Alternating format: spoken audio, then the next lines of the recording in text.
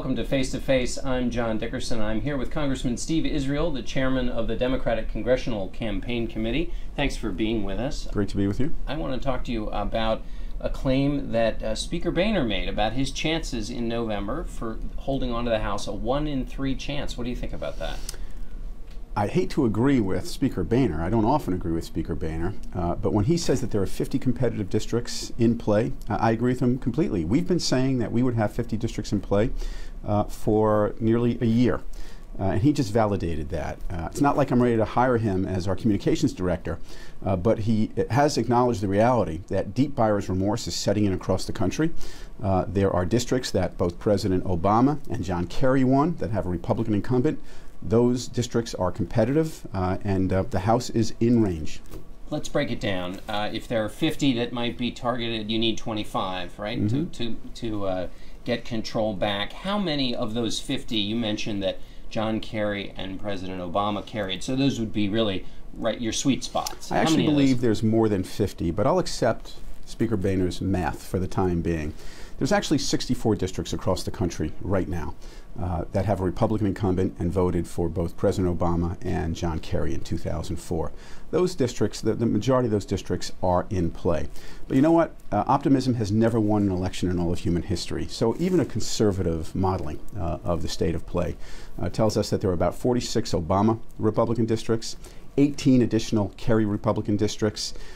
If we win just a majority of those districts, we get to 25. We have the majority. In the last election, the Republicans had the Tea Party. They had a group of activists who were fired up, angry at the Democrats, ready to go. Who do you have? What's the sentiment across? Is there a unique sentiment across all of those districts that you hope will kind of push you to the victory line here?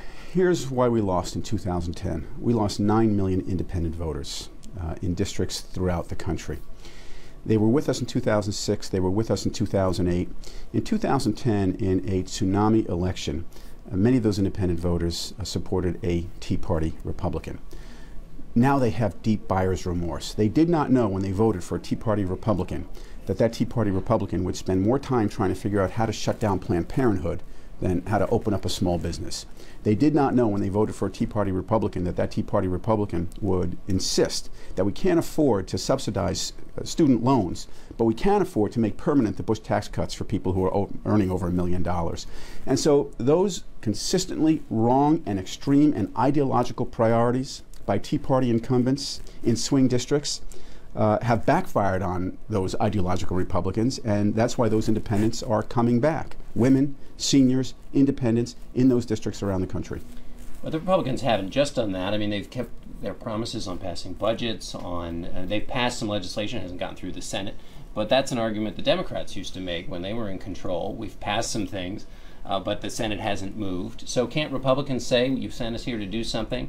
We've put forward plans to cut spending. We're out here trying to do what you sent us to do, and we're not getting any cooperation from the other side. If Republicans want to stand up at town meetings and say, I kept my promise to pass a budget, only the budget that I passed ends Medicare in order to continue funding tax cuts and tax breaks for big oil companies, so be it.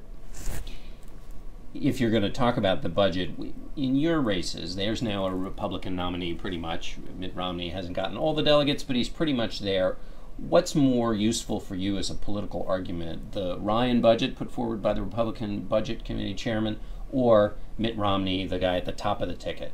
Well, look, I think it's about priorities, whether it's Mitt Romney, who supports ending Medicare in the Ryan budget, but continuing the Bush tax cuts for people over $1 million, or Speaker Boehner, or Paul Ryan, or all the Republicans who voted for that budget. Every election is about who you're for.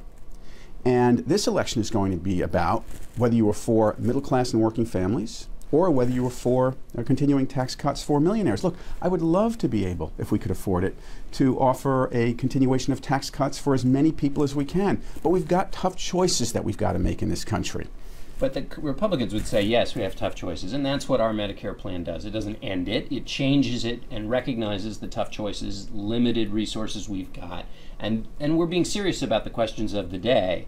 So do you pay a penalty for saying, well, they're trying to end Medicare when they're trying to answer the very tough questions that you were just talking about? Look, we've always said we want to strengthen Medicare, improve Medicare, reform Medicare. We do not support ending Medicare. The Republican plan ends the guaranteed Medicare benefit. It turns it into a coupon program that the Congressional Budget Office says will cost the average senior as much as $6,000. It ends the guaranteed Medicare benefit. Put a period at the end of the sentence, any way you slice it or dice it. Here's what we say. Instead of asking seniors to be the first to sacrifice in order to balance the budget, why not ask the oil companies to give up their tax subsidies? Why not ask millionaires who are making, people earning over $1 million, if they can contribute? I represent a lot of millionaires. You know what they say to me? I have no problem doing more as long as my money is being spent efficiently. So why gut Medicare as the first order of business? How about if we give the Secretary of Health and Human Services the authority to negotiate volume discounts on prescriptions? Let's try that. Instead of trying that, they want seniors to be the first to give up their Medicare in order to balance budgets. And those are just fundamentally the wrong priorities.